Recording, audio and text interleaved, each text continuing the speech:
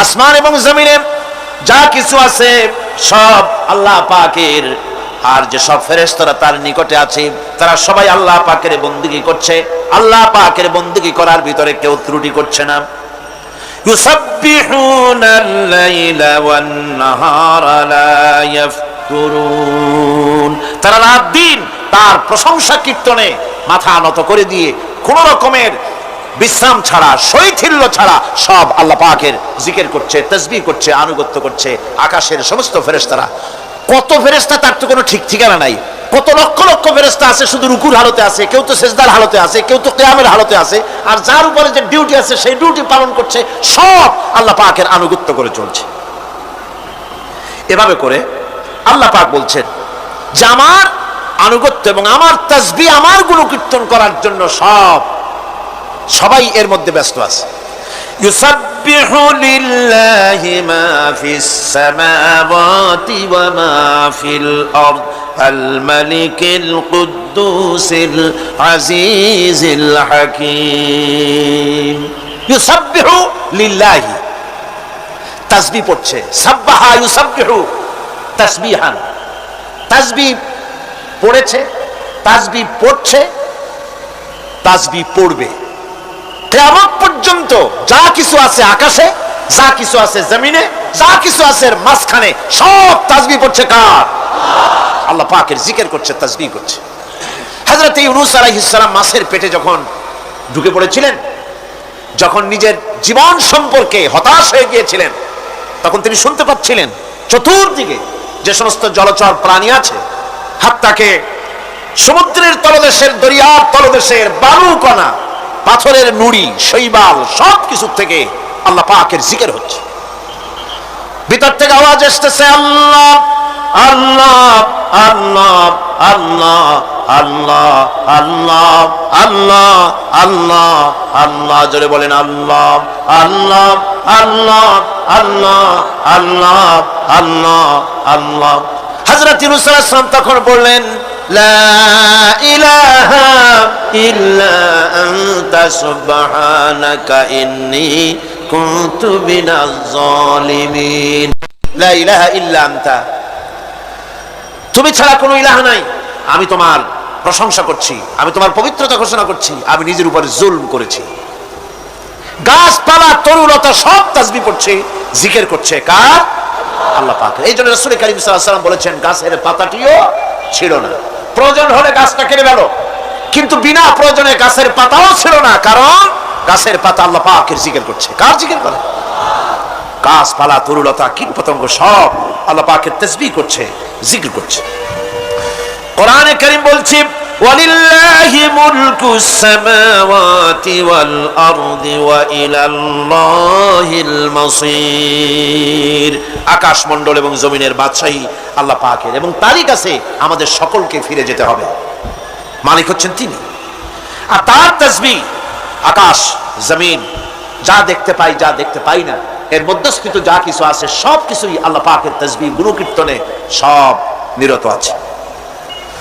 অন্য আয়াতে আল্লাহ পাক বলেন ওয়ালাহু মান ফিস সামাওয়াতি ওয়াল আরদি কুল্লুন লাহু কানিতুন। আসমান এবং জমিনে যা আছে তা সবই আল্লাহর নির্দেশের সামনে মাথা নত করে দিয়েছে। শুধু তাই নয়, আশ-শামসু ওয়াল কমারু বিহুসবানিন ওয়ান নাজমু ওয়াশ-শাজারু ইয়াসজুদান। সূর্য এবং চন্দ্র হিসাব অনুযায়ী আবর্তিত হচ্ছে, এবং বৃক্ষ এবং নক্ষত্ররাজি সেজদায় রত হয়ে আছে। সব আল্লাহ পাকের সামনে মাথা নত করে দিয়েছে। এই ইবাদত, তাসবিহ, আজ্ঞা অনুবর্তিতা, নিয়মানুবর্তিতা, সচেতনতা, সকল কিছু সকলেই মিলে আল্লাহ পাকের একটি ধূলিকণা থেকে শুরু করে পাহাড় পর্বত পর্যন্ত সব আল্লাহর নিয়ম কানুন মেনেই চলছে। আপনি দেখতে পাচ্ছেন সমুদ্রে যে জোয়ার এবং ভাটা হয়, কার নির্দেশে হয়? কার নির্দেশে হয়? আরো লক্ষ্য করুন, সমুদ্রের পানি লবণাক্ত। এই নোনা পানি, সমুদ্রের নোনা পানিগুলি পদ্মা, মেঘনা, যমুনা, ব্রহ্মপুত্র, শীতলক্ষা, সুরমা, এসব মিষ্টি পানির ভিতরে জলের টানে লবণাক্ত পানিগুলি ঢুকে যায়। আবার ভাটির টানে মিষ্টি এলাকার পানিগুলি সব গিয়ে সমুদ্রের মধ্যে নোনা পানির মধ্যে চলে যায়। মাঝখানে কোনো পার্টিশন নাই, মাঝখানে কোনো হেজাব নাই, কোনো বেড়া নাই, বাদ নাই, অথচ নোনা পানি মিষ্টি পানির ভিতরে গিয়ে মিষ্টি পানিরে নোনা বানায় না, নোনা পানি মিষ্টি এলাকায় গিয়ে মিষ্টি পানিরে নোনা বানাইতে পারে না। এই যে আল্লাহ পাকের হুকুম মেনে সব চলতেছে, জোয়ার ভাটাগুলি হতেছে, রাত আর দিন চলতেছে। রাত 12টার সময় সূর্য এসে বলে না রাত সর, আমি এখন দিন বানায় ভালাবো। বেলা 12টার সময় রাতের আগমন করতে পারে না। লাশ-শামসু ইয়ানবাগী লাহা আন তুদরিকাল কমারা ওয়ালাল লাইলু সাবিকুন নাহার ওয়া কুল্লুন ফি ফালাকি ইয়াসবাহুন। সূর্য চাঁদকে অতিক্রম করতে পারে না, চাঁদ সূর্যকে অতিক্রম করতে পারে না, কারোর সঙ্গে কারো বাধা হয় না, টক্কর লাগে না। সব আল্লাহ পাকের হুকুম মেনে ইলা আজালিম মুসাম্মা, নির্ধারিত সময় পর্যন্ত সবাই যাতায়াত করবে। শুধু তাই নয়, আল্লাহ পাকের এক বিরাট সিস্টেম, এক বিরাট কুদরতের মাধ্যমে গোটা পৃথিবী চলছে, এর কোনো পরিবর্তন হবে না। নারকেল গাছে কোনোদিন বেল হবে না, বেল গাছে কোনোদিন তাল হবে না, কাঁঠাল গাছে কোনোদিন খেজুর হবে না, আবার খেজুর গাছে কোনোদিন লিচু হবে না। হবে নাকি? ওয়ালান তাজিদা লিসুন্নাতিল্লাহি তাবদীলা। আমার প্রকৃতির আইনের মধ্যে, আমার ল অফ নেচারের ভেতরে কোনো পরিবর্তন হবে না, সবগুলি আমার আইন মানতে হবে। এখন হতে পারে এমন যে ব্যক্তি আল্লাহরে মানে না, ব্যক্তি বোঝেন না, নাকি বোঝেন না? একটা মানুষ আল্লাহরে মানে না, ও না মানতে পারে যে জিহ্বাতে দিয়া বলে দেয়ার ইজ নো গড, স্রষ্টা বলতে কেউ নাই, যে জিহ্বাতে দিয়া বলে সে জিহ্বা হুকুম মানে কার? আল্লাহ পাকের হুকুম মানে। কিরকম? জিহ্বার উপরে যদি তিতা রাখে আপনি বলেন তিতা থুইছি, তাতে কি হয়েছে? খবরদার তিতার টেস্ট নিবি না, তিতা টক এই টেস্ট নিতে পারবি না। আপনার কথা জিহ্বা শুনবে? শুনবে না। ওর উপরে যে নির্দেশটা আছে সেই নির্দেশ অনুযায়ী সে কাজ করবে।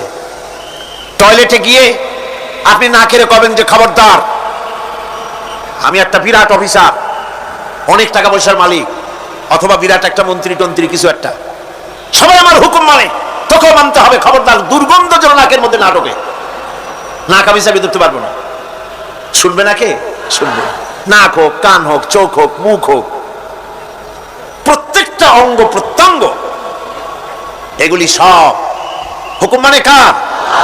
হতে পারে ব্যক্তি আল্লাহকে অস্বীকার করে বসলো, আল্লাহকে বললো যে আল্লাহ নাই, সব এমনি এমনি হয়, এটা কপাল পড়ার লক্ষণ। কিসের লক্ষণ? কপাল পড়ার লক্ষণ। সব বোঝে, একটা মাইক দেখলে কয় যে না কেউ এটারে বানাইছে। এই যে একটা ভিডিও ক্যামেরা, এটা কেউ দেখলে বলবে যে কয়েকজন আলেমে মিলে ফু দিছে আর অমনি একটা মাইক হয়ে কি বল ক্যামেরা হয়ে গেছে, বলবে কেউ? কোন পাগলেও কবে? এই প্যান্ডেলটা দেখে কি মনে হবে? 4-5 জন পিসা বাইসা কোসাইর কোণে দাঁড়াইয়া ফু দিছে, সাথে সাথে প্যান্ডেল হয়ে গেছে। এটা কথা হইল? একটা ছোট্ট টেবিল, একটা চায়ের কাপ দেখলে পরে মানুষ বলে নিশ্চয়ই এটা কেউ বানাইছে। আজীব, এত বড় বিশাল আকাশ, এত সুন্দর জমিন, এত সুন্দর দেহ, এই মানুষ, গাছপালা, তরুলতা, কীট পতঙ্গ, পাহাড়, নদ নদী, সব কিছু দেখে কেবলমাত্র কপাল পোড়াই বলতে পারে যে কেউ নাই, এমনি এমনি হয়েছে। আজীব তামাশা। এমনি এমনি একটা চাউল তৈরি হয় না, একটা ডিম তৈরি হয় না, এমনি এমনি পৃথিবীটা হয়ে গেল। সবগুলির পেছনে আল্লাহ পাক আছেন, তিনি সৃষ্টি করেছেন। এখন উপাস্যের প্রতি এই সৃষ্টি মানুষের দৃষ্টি আকর্ষণ করে। উপাস্য পাও না কে আল্লাহ, তা ঠিক পাও না, তা দেখাবার জন্য এই পৃথিবীর আল্লাহর সৃষ্টি প্রত্যেকটি পদার্থ, প্রত্যেকটি জিনিস ইঙ্গিত করে নিঃসন্দেহে কেউ না কেউ আছে, আর তার নাম হচ্ছে আল্লাহ। তার নাম কি? আরো জনে বলেন, নাম কি? আল্লাহ পাক। এখন প্রশ্ন ওঠে আল্লাহরে বানাইছে কেডা? বলে তো মুরগি আগে না ডিম আগে? ডিম যদি আগে হয়ে থাকে তো ডিমটারে পারলো কে? আর মুরগি যদি আগে হয়ে থাকে, কোথার থেকে মুরগি এসে উড়ে এসে জুড়ে বসলো, আইলো কই থেকে? আল্লাহ যদি একজন থেকেই থাকেন তাহলে তার স্রষ্টাকে? এই প্রশ্ন তুলেছেন বার্টন রাসেল। প্রশ্ন তুলেছে স্রষ্টার স্রষ্টাকে। তা আমি দেখলাম এক আর্মি অফিসার একটা বই লিখেছেন, আমার এত ভালো লাগলো। বইটার নাম হচ্ছে আল কোরআন দ্য চ্যালেঞ্জ, মহাকাশ পর্ব। দারুণ লিখেছেন তিনি, আপনারা যদি পান খুঁজে নিয়ে পড়বেন। সে বইয়ের শেষ ভাগে গিয়ে তিনি এটার জবাব দিয়েছেন, স্রষ্টার স্রষ্টাকে তাই তুমি তালাশ করো। কানা চায় মানে কুজো চায় শীতই শুইতে। একটা লবণ কণার দৃষ্টান্ত তিনি দিয়েছেন। একটা লবণ কণা, একটি লবণ কণার ভিতরে যতগুলি মলিকুল থাকে, একটা লবণ কণার ভিতরে যতগুলি ক্যালাস থাকে, একটা লবণ কণার ভিতরে যতগুলি উপকরণ আর উপাদান থাকে, অর্থাৎ একটা লবণ কণা যত উপকরণ যত উপাদান ধারণ করে, তার ধারণ ক্ষমতা যতখানি, এতখানি জিনিস ধারণ করতে 1000 বার্টন রাসেলের মগজের দরকার। একটা লবণ কণা, সেইটা চিন্তা করাই কঠিন। আর এত বড় মহাবিশ্ব যিনি সৃষ্টি করেছেন তার স্রষ্টাকে তালাশ করতে চাও, এটা কি স্বাভাবিক কথা? এটা পাগলের প্রশ্ন হতে পারে, এটা পাগলের প্রশ্ন হতে পারে। গ্যাগারিন টিটপ আর প্রথম মহাশূন্যচারী ছিল। গ্যাগারিন বেটা মহাশূন্য ঘুরি টুরি আসে, কয় কি, কয় যে মুসলমানেরা যারে কয় আল্লাহ, হিন্দুরা যারে কয় ভগবান, খ্রিস্টানরা যারে কয় গড, মহাশূন্য এত ঘুরলাম, আল্লাহরও দেখলাম না, ভগবানও দেখলাম। আজীব তামাশা। তুমি তো তোমার শরীরটাই দেখো না, তোমার শরীরটাই তো তুমি দেখতে পাও না। তোমার মাথার তালুটা কেমন তা কি দেখছো কখনো? আয়না নিচের দিকে দিয়ে, ঠ্যাং উপরের দিকে দিয়ে তাকাইলে যদি দেখো মাথার তালু কেমন। নিজের ঘাট দেখো না, পিঠ দেখো না, নিজের হিপ দেখতে পারো না। আয়না টায়না সাইড বাসখান না নিয়ে দেখার উপায় নাই কোন জায়গায় কি আছে শরীরে। নিজের শরীরটাই দেখো না, কত বড় সাহস! এই শরীরের স্রষ্টাকে দেখতে চাও? লা তুদরিকুহুল আবসার। কোন দৃষ্টি শক্তি তাকে মুহাইয়া করতে পারবে না। তার দৃষ্টি সকলকে আয়ত্ত করবে, কিন্তু পৃথিবীর কোন দৃষ্টি শক্তি তাকে আয়ত্তের ভিতরে নিতে পারবে না। মুসা আলাইহিস সালামের মতো পয়গম্বর, তিনি বলেছিলেন রব্বি আরিনি, রব্বি আরিনি, আল্লাহ আমি তোমারে দেখতে চাই। আল্লাহ পাক বলেছেন লান তারানি, কখনোই দেখতে পারবে না। সুবহানাল্লাহ বিহামদিহি। সুতরাং এই পৃথিবীর সবকিছু ইঙ্গিত করে যে একজন আছেন, একজন আছেন। এই ফুলের সৌন্দর্য যিনি দিলেন, ফুল দেখা যায়, সৌন্দর্য দেখা যায়, কিন্তু গন্ধ দেখা যায় না। এই পানির মিষ্টতা, মিষ্টি পানি, ফুলের গন্ধ, জোনাকি পোকার আলো, এই যে সুন্দর সুন্দর জিনিস দিয়ে আল্লাহ পাক এই বিশ্বকে সজ্জিত করেছেন, এ সব কিছুই ইঙ্গিত করে নিঃসন্দেহে একজন আছেন। আর যিনি আছেন তার নাম হচ্ছে কি? আল্লাহ। জোরে বলেন তিনি কে? আল্লাহ। এখন এই স্রষ্টাকে চিনতে মানুষের বড্ড হয়রানি স্রষ্টাকে চেনার জন্য। এই স্রষ্টাকে খোঁজার জন্য, চেনার জন্য মানুষ শক্তি পূজা আরম্ভ করলো। ওই যে আমি আগে বলেছি, মানুষের মধ্যে একটা স্বাভাবিক প্রেরণা এই কারো না কারোর সামনে মাথা নত করে দেবে। সেজন্য মানুষ, কেউ তো আগুনকে পূজা করলো, আগুনের ভিতরে শক্তি আছে বলে আগুনের সামনে মাথা নত করে দিল, পাহাড়ের সামনে মাথা নত করে দিল, মূর্তি বানাইয়া মূর্তির সামনে মাথা নত করলো, কাঠের মূর্তি, মাটির মূর্তি বানাইয়া তার সামনে মাথা নত করে দিল। এগুলির সামনে যদি তুমি মাথা নত করলে, এগুলি কি মাছির মতো একটা ছোট্ট প্রাণীও বানাতে পারবে? এই চ্যালেঞ্জ কার? আল্লাহ পাক। কোরআন শরীফে আল্লাহ পাক বলেছেন, নবী ওদের বলেন, ওরা কি মাছির মতো ছোট্ট একটা প্রাণী বানাতে পারবে? পারবে না। এমনকি ওদের সামনে যে খাদ্যগুলি রাখা হয়, মূর্তি টুর্তি বানায় সামনে যে খাদ্য রাখা হয়, এই খাদ্যের উপরে যদি মাছি পড়ে, খাবারগুলি উড়াই নিয়ে যায়, অথবা ওদের নাকের উপর এসে যদি মাছি এসে পড়ে, এই মাছিটাকে এতগুলো হাত সাথে একটা টোকা দিয়ে একটা মাছিকে উড়াই দিতে পারবে না। পারবে না। সুতরাং বুঝতে হবে, একথা বুঝতে হবে, স্রষ্টাকে তালাশ করতে গিয়ে মানুষেরা আগুনের পূজা করলো, পাথরের পূজা করলো, গাছের পূজা করলো, মাছের পূজা করলো, সাপের পূজা করলো, বাঘের পূজা করলো, শেষ পর্যন্ত সেক্সুয়াল অর্গান, এটার বাংলা করলাম না, এটারও পূজা করলো। এটাকে একটা শক্তির প্রতীক মনে করে এটার সামনেও মাথা নত করলো। বন্ধুগণ, মাটির পূজা করলো, জমিনকে নিজের মা মনে করে এটার পূজা করলো। অথচ আল্লাহ পাক পরিষ্কার করে বলে দিয়েছেন, লা ইলাহা ইল্লা আনা ফা'বুদুন, আমি ছাড়া কোনো ইলাহ নাই, আল্লাহ ছাড়া কোনো ইলাহ নাই। কোরআনে কারীম বলছে, ইন্নাল্লাযীনা তাদউনা মিন দুনিল্লাহি ইবাদুন আমসালুকুম। আল্লাহ পাক বলেন, আমাকে বাদ দিয়ে তোমরা যার সামনে মাথা নত করো, যার সামনে পূজা করো, অর্চনা করো, বন্দেগী করো, ওটা তোমার মতো আমার আরেকটি গোলাম। তুমি যেমন আমার গোলাম, ওটাও আমার গোলাম। একটু জোরে সরে জিকির করেন, লা ইলাহা ইল্লাল্লাহ, লা ইলাহা ইল্লাল্লাহ, লা ইলাহা ইল্লাল্লাহ, লা ইলাহা ইল্লাল্লাহ।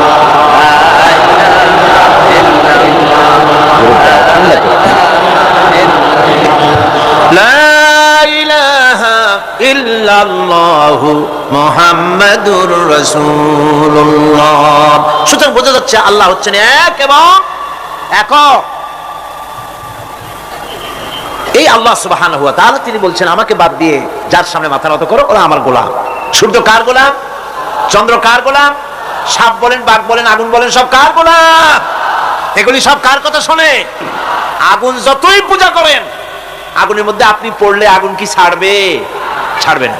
তবে হ্যাঁ, আগুনের মালিক যদি বলে তাহলে ছাড়িয়ে দিবে, ঠিক কিনা? ইব্রাহিম আলাইহিস সালামকে আগুনের ভিতরে যখন ফেলে দেওয়া হচ্ছে, ফেরেশতা বলতেছিল আমার কাছে সাহায্য চাও, আগুন থেকে বাঁচায় দেই।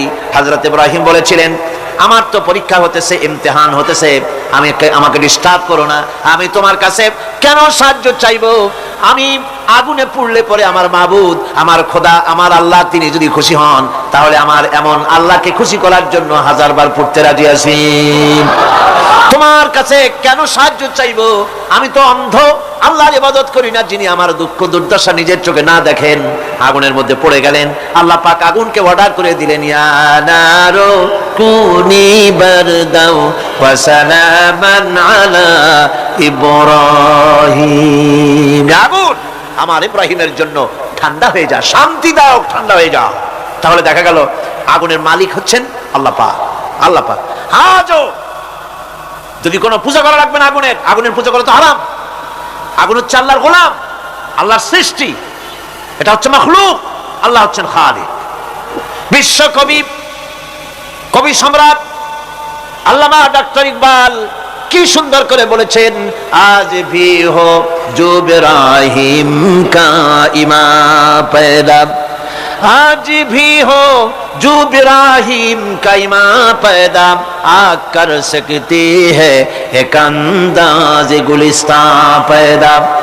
ইব্রাহিমের ঈমান যদি আজও কোথাও হয় বিদ্যমান, করতে পারেন অগ্নিকুণ্ডে খুবসুরত এক গুলিস্তান। এখনো যদি ইব্রাহিমের ঈমান যদি কারো মধ্যে জাগ্রত হয় আর তাকে যদি আগুনে ভালানো হয়, সে আল্লাহ আজও আছেন না নাই? আছে কিনা?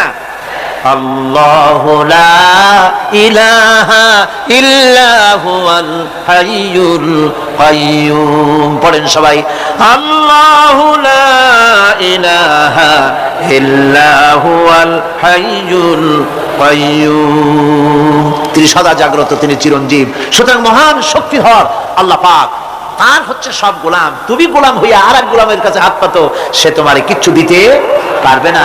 আমি দৃষ্টান্ত দিতে গিয়ে বলি, একজন ভিক্ষুক সে যদি আরেকজন ভিক্ষুকের কাছে গিয়ে বলে, ভাই আমারে 10টা টাকা দাও, সে 10 টাকা পাবে কই? সারাদিন খয়রাত করে পাইছে মোটে 5 টাকা, তোমারে তো 10 টাকা দিতে পারবে না। ও ভিক্ষুক, তুমিও ভিক্ষুক।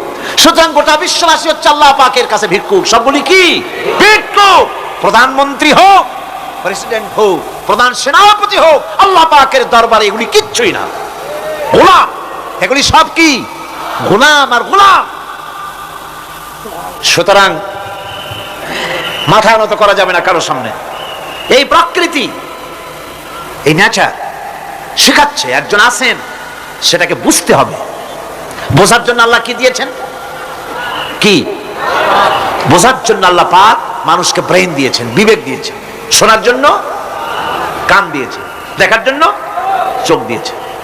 আল্লাহ পাক বলছেন, লাহুম কুলুবুন লা ইয়াফকাহুনা বিহা ওয়া লাহুম আয়ুনুন লা ইউবসিরুনা বিহা ওয়া লাহুম আযানুন লা ইয়াসমাউনা বিহা উলাইকা কাল আনআম বাল হুম আদাল উলাইকা হুমুল গাফিলুন।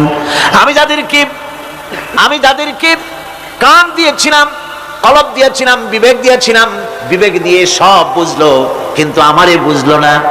বিবেক দিয়ে সব বুঝলো, বিবেক দিয়ে সমস্ত জিনিস, নিজের স্বার্থের জিনিসগুলি বুঝলো, কিন্তু আল্লাহকে বুঝলো না।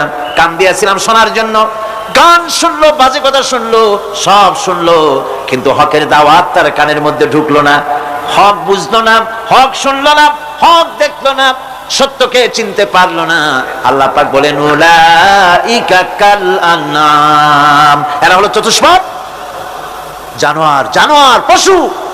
আল্লাহ কয় না, খালি পশু কইলে সারে না, বাল হুম আদাল, একেবারে পশুর চাইতো নিকৃষ্ট। কারণ কি?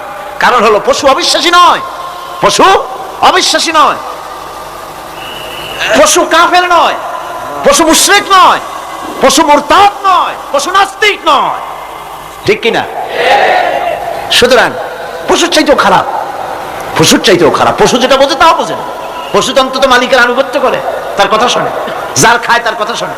কুত্তাটাও, কুকুরও যার খায় তার কথা শোনে, ঠিক কিনা গণ? অথচ যে আল্লাহ রাব্বুল আলামিন খেতে দিলেন, পড়তে দিলেন, সব কিছু দিলেন, তার ইবাদতটা বুঝতে চেষ্টা করলো না, তার ইবাদত বুঝতে চেষ্টা করলো না, তার গোলামি করতে জানলো না। সুতরাং এগুলি হচ্ছে উলাইকা কালানাম, এগুলি চতুষ্পদ জন্তু এবং জানোয়ারের মতো, বরং তার থেকেও নিকৃষ্ট। মানুষকে আল্লাহ পাক জ্ঞান দিয়েছিলেন, সেই জ্ঞান দিয়ে সে দূরবীন আবিষ্কার করলো, জ্ঞান দিয়ে দূরবীন আবিষ্কার করলো যাতে করে শকুনের চাইতে তীক্ষ্ণ দৃষ্টি সম্পন্ন হয়। সে গাড়ি আবিষ্কার করলো যাতে করে চিতাবাঘের চাইতে বেশি দৌড়াইতে পারে। সে সাবমেরিন আবিষ্কার করলো যাতে করে মাছের চাইতে বেশি দ্রুতগামী হয়ে চলতে পারে পানির তলা দিয়া। এ সব কিছুই করলো, কিন্তু তার মনুষ্যত্বকে বাড়াইতে পারলো না, মনুষ্যত্বকে বাড়াতে পারলো না। এই মনুষ্যত্বই ছিল সবচেয়ে বড় জিনিস। কবি বলছেন, মুঝে ये डर है कि दिले जिंदा तू ना मर जाए, मुझे ये डर है कि दिले जिंदा तू ना मर जाए, कि जिंदगानी इबारत है तेरे जीने से, मुझे ये डर है कि दिले जिंदा तू ना मर जाए। আমার এই ভয় হয়, হে আমার জীবন্ত আত্মা, তোর না অপমৃত্যু হয়ে যায়। কারণ তোর যদি অপমৃত্যু হয় তাহলে আমার তো বেঁচে থাকার কোনো লাভ নাই। আমরা তো আমাদের আত্মা, জীবিত আত্মাকে মেরে ফেলছি, জীবিত আত্মাকে মেরে ফেলছি, আত্মাকে বিকশিত করছি না। আত্মাকে বিকশিত করতে হবে। এই আত্মা বিকশিত হবে কিভাবে? সব জিনিসের খাবার আল্লাহ পাক এই জমিনে তৈরি করেছেন, ঠিক কিনা কর? সকলের খাবার এই জমিনে। মানুষ যেহেতু তৈরি হয়েছে এই মাটি দিয়ে, সেই জন্য আল্লাহ রাব্বুল আলামিন মানুষের খাবার মাটি দিয়ে তৈরি করে দিয়েছেন। কলা দিয়েছেন, কচু দিয়েছেন, আলু দিয়েছেন, মূলা দিয়েছেন, তাল দিয়েছেন, বেল দিয়েছেন, মাছ দিয়েছেন, তরকারি দিয়েছেন, পনির দিয়েছেন, দুধ দিয়েছেন, গোশত দিয়েছেন। খাবারের কোনো অভাব রাখেন নাই, সব মাটি দিয়েছে। কিন্তু যেই রুহটা আমাদের ভিতরে, যে আত্মাটা আমাদের মধ্যে, যে আত্মা থাকলে পরে বাঁচি, আত্মা না থাকলে পরে মরে যাই, সেই রুহের খাবার আমরা কেউ দিতেছি না। রুহটা কি? আল্লাহ পাক বলছেন, নবী আপনাকে প্রশ্ন করা হয়, ওয়ায়াসআলুনাকা আনির রূহ কুলির রূহু মিন আমরি রাব্বি। নবী হে, প্রশ্ন করা হয় রূহ কি জিনিস? এর জবাব হচ্ছে এই, বলে দিন রূহ হচ্ছে আল্লাহর একটু অর্ডার, একটু হুকুম তোমার ভিতরে কাজ করছে। ওই রূহেরও কিছু খাবার আছে, ওই রূহেরও কিছু খাবার আছে।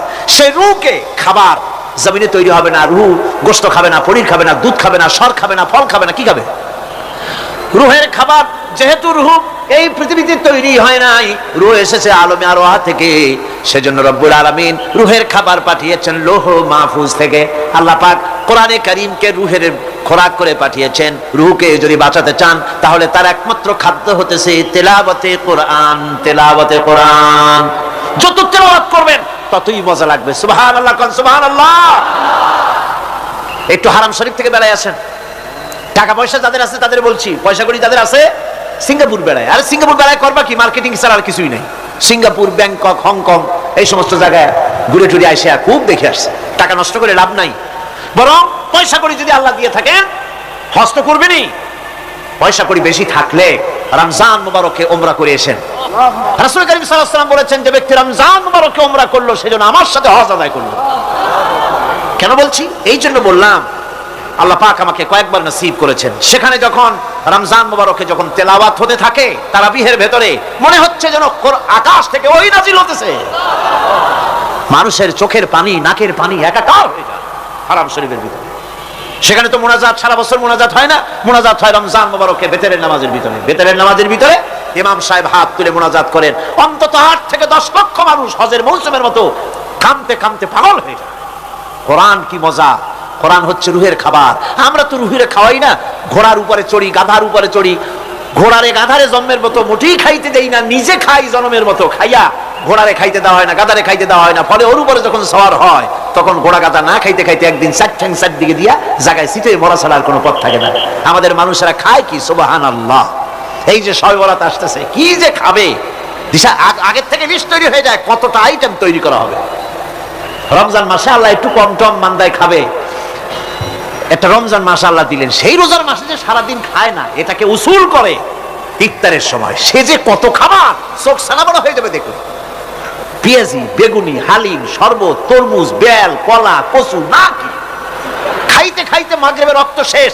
কয় ভাই নামাজটা কোন রকম পড়ে আসি, তারপরে খাবো না। আবার গেল নামাজ পড়তে, আবার এসে খাইলো, খাইয়া তারপরে আবার ভাত খাইলো। কেমনে যে খায় আল্লাহ জানে, গলায় আঙ্গুল দিলে পাওয়া যায় এরকম খাইয়া তারপরে তারাবি পড়তে দাঁড়ায়। জনমের মতো খাইলে পরে তো অলস হবে শরীর। তারাবি পড়তে দাঁড়াইছে, লম্বা কেরাত হচ্ছে, উনি রুকুতে আছে, ইমাম সেজদায় চলে গেছে, ওনার খবর নেই। অথবা উনি সেজদায় পড়ে আছেন, ইমাম কোথায় উঠে গেছে তার খবর নেই। সুবহানাল্লাহ। সুতরাং নিজে খাইয়া পেটটারে দুম্বার মতো সাইজ বানাইয়া কোনো লাভ নাই। পেট বড় বানাবেন না, সিনা বড় বানান। সিনা বড় বানান, সিনার ভিতরে কোরআন ধারণ করেন, মজা পাবেন। এই আল্লাহ রাব্বুল আলামিন এত বড় নিয়ামত, এই কোরআন, এর থেকে বড় নিয়ামত পৃথিবীতে আর নাই। শ্রেষ্ঠ নিয়ামত, এর থেকে বড় নিয়ামত আছে ভাই? এই শ্রেষ্ঠ নিয়ামতকে পড়তে শিখুন, বুঝতে শিখুন, হেদায়েতের সবের মধ্যে আছে। সুতরাং আল্লাহ রাব্বুল আলামিন মনুষ্যত্বকে, আত্মাকে বিকাশ করার জন্য কোরআনে কারীম দিয়েছিলেন। মানুষ এই জ্ঞান দিয়ে আবিষ্কারের পিছনে চলে গেল। হ্যাঁ, আবিষ্কার দরকার আছে, মোটেই আমি এটাকে অস্বীকার করি না, সব দরকার, কিন্তু সেই সাথে আল্লাহ পাকের সাথে যে সম্পর্কটা থাকা দরকার ছিল, সেই সম্পর্ক থেকে মানুষ নিজেকে বিচ্ছিন্ন করেছে। কোরআনে কারীমে আল্লাহ পাক বলছেন, লাকাদ খালাকনাল ইনসানা ফি আহসানি তাকওয়িম। সব থেকে সুন্দর করে বানিয়েছি কারে? মানুষ। চিল্লা এখন কারে? মানুষ হলো সবচাইতে সুন্দর, সবচাইতে সুন্দর সৃষ্টি আমার। ওগুলা, এই মানুষগুলি হচ্ছে আশরাফুল মাখলুকাত। মানুষ কি মাখলুকাত? সৃষ্টির সেরা। আপনারা সৃষ্টির সেরা হইলেন কি দিয়া? আপনারা কি বাঘের মতো দৌড়াতে পারেন? বল্লার মতো হুল ফুটাইতে পারেন? কুত্তার মতো কামড়াইতে পারেন? হাতির মতো শক্তি আছে? গরিলার মতো শক্তি আছে? মাছের মতো সাঁতরাইতে পারেন? সাপের মতো ক্রুদ্ধতা আছে? সিংহের মতো হিংস্রতা আছে? তো কিসের, কোন দিক থেকে আপনি আশরাফুল মাখলুকাত হলেন? আশরাফুল মাখলুকাত হয়েছেন জ্ঞানের কারণে। কিসের কারণে? সেই জ্ঞানটার জন্যই তো আপনি সৃষ্টির সেরা। এই সৃষ্টির সেরা মানুষ, সুন্দর মানুষ, এই মানুষগুলি ثم رددناه في أسفل سافلين ثم رددناه أسفل سافلين। এই মানুষ নিচে নামতে নামতে এত নিচে নামে, শয়তান অবাক হয়ে গালে হাত দিয়া নিচের দিকে তাকায়া দেখে আর চিন্তা করে এর দূর নামলো কেমনে। শয়তান অবাক হয়ে যায় মানুষের অবস্থা দেখে। আর America, British parliament, American parliament আইন পাস করে পুরুষে পুরুষে বিবাহ জায়েজ করে দিয়েছে সেখানে। নাউযুবিল্লাহি মিন যালিক।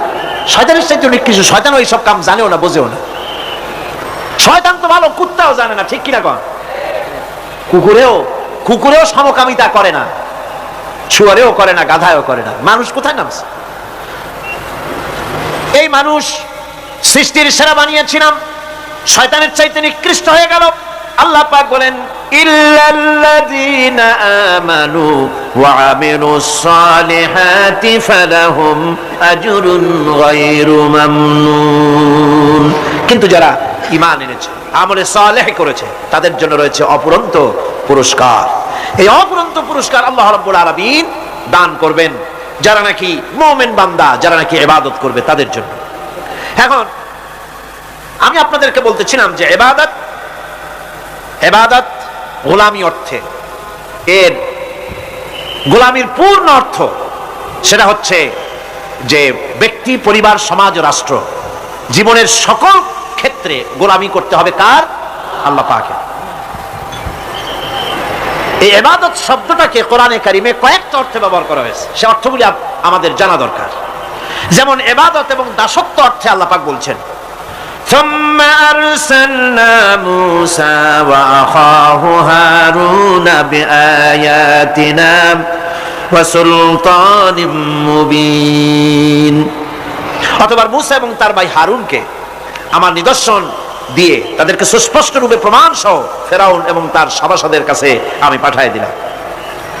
তারা যখন তাদের কাছে গিয়ে দ্বীনের দাওয়াত দিল, তখন তারা কি বলল? ফাকালু আনুমিনু লিবাশারাইনি মিসলিনা ওয়া কওমুহুমা লানা আবিদুন। আমি যখন তাদেরকে পাঠালাম, তারা যখন দ্বীনের দাওয়াত দিলেন, ইবাদতের দাওয়াত দিলেন, তখন তারা বলল, আমরা কি এমন আমাদেরই মতো দুজন মানুষের আনুগত্য করব? এখানে আবিদুন অর্থাৎ দাসত্ব, আমরা কি তার দাসত্ব করব? এই দাসত্ব একমাত্র আল্লাহরই হতে পারে, আর কারো হতে পারে না। সেজন্য কোরআনে কারীম অন্যত্র বলছে, ইয়া আইয়ুহাল্লাযীনা আমানু কুলু মিন তাইয়্যিবাতি মা রাযাকনাকুম ওয়াশকুরু লিল্লাহি ইন কুনতুম ইয়্যাহু তা'বুদুন। হে ঈমানদারেরা, তোমরা যদি আমার ইবাদত করো তবে আমি তোমাদেরকে যে সব পবিত্র জিনিস দান করেছি তা খাও এবং আল্লাহর শুকর আদায় করো। তো ইবাদত আল্লাহ পাকের করলে আল্লাহ পাক তাদেরকে খেতে দিবেন, পড়তে দিবেন, সবকিছু আল্লাহ পাক করে দিবেন।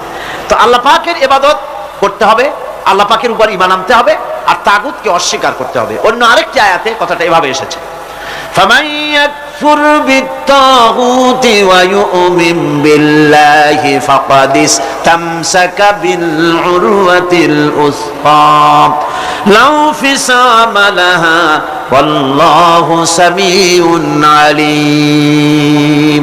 ফামান ইয়াকফুর বিত-তাগুত, যে ব্যক্তি তাগুতকে অস্বীকার করলো, ওয়া ইউমিন বিল্লাহ, এবং আল্লাহর উপর ঈমান এনেছে, ফাকাদ ইসতামসাকা বিল উরওয়াতিল উসকা, সে এমন এক মহান অবলম্বন ধারণ করলো যে কোনো জিনিসই তাকে বিচ্ছিন্ন করে দিতে পারবে না। এমন এক মহান অবলম্বন ধারণ করেছে। সুতরাং আল্লাহর উপর ঈমান আনতে হবে, তাগুতকে অস্বীকার করতে হবে। ইবাদত জীবনের সকল ক্ষেত্রে করতে হবে কার? আল্লাহ পাক। কোরআনে কারীম বলছে, এর আগে আমি প্রথমে শুনিয়েছি, সমস্ত নবীরা, আম্বিয়া আলাইহিস সালাম, তারা তার নিজের জাতিকে গোলামির জন্য দাওয়াত দিয়েছেন। আল্লাহ পাকের বলেছেন, আমার জাতি, একমাত্র নবী মুহাম্মদ রাসূলুল্লাহ সাল্লাল্লাহু আলাইহি ওয়াসাল্লাম আমার জাতি, তিনি বলেন নাই। তাকে দিয়ে আল্লাহ পাক বলেছেন, ইয়া আইয়ুহান নাসু উবুদু রাব্বাকুমুল্লাযী খালাকাকুম ওয়াল্লাযীনা মিন ক্বাবলিকুম লাআল্লাকুম তাত্তাকুন। ইয়া আইয়ুহান নাসু উবুদু রাব্বাকুমুল্লাযী খালাকাকুম, রাব্বাকুম উবুদু রাব্বাকুম আই আতিউ রাব্বাকুম, গোলামি করো, আনুগত্য করো, দাসত্ব করো তোমার সেই প্রভুর, সেই রবের, যিনি তোমাকে সৃষ্টি করেছেন। তার আনুগত্য জীবনের সব ক্ষেত্রে করো। এক জায়গায় করলে হবে না, সব জায়গায় করলে হবে। আগামী রাত্রিটা হচ্ছে শবে বরাত, তাই না? বোঝেন নাকি বোঝেন না? আগামী রাত্রিটাই আমরা